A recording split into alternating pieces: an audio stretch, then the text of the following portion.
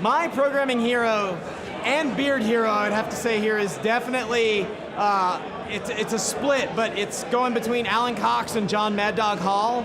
Both of them are both like really pioneers in early systems languages and in POSIX operating systems, so I think that either of them are like 100% solid role models on that front.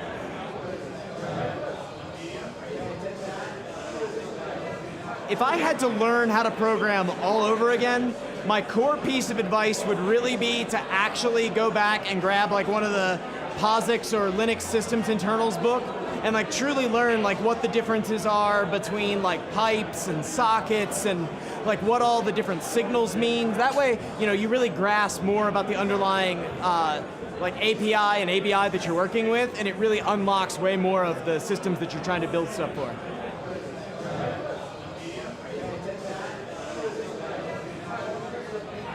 Well, as far as the largest open source project to have an impact on my life, for better or for worse, that's probably going to be OpenSSL just because of all of the bugs, but also all of the actual crypto that they kind of opened up for everything.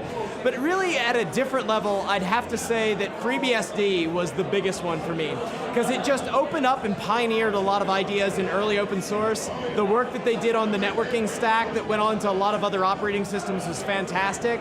And the really like true Libre and doing whatever you could kind of fathom with the operating system was what got me into open source in the first place. And then from there, I kind of moved on from FreeBSD and the BSD clause license to Linux and the GPL. The most exciting thing in software right now is definitely the resurgence of systems programming languages. It's unlocking a lot of value for people of being able to compile things and know that the binary that they're distributing will always get run in exactly the way that they intended, and also that it's not being modified. That being combined with the kind of growth of alternative chipsets, like ARM64 and the branch into ARM64 server, is just making it so that those systems languages really allow you to unlock as much as possible from the hardware.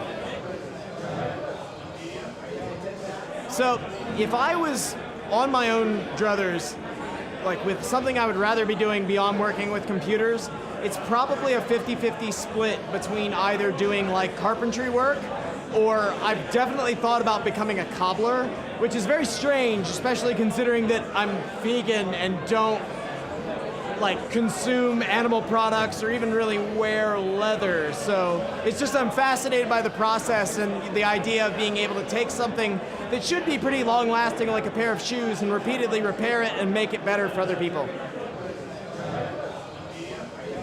The weirdest face that I can probably make would go something like this.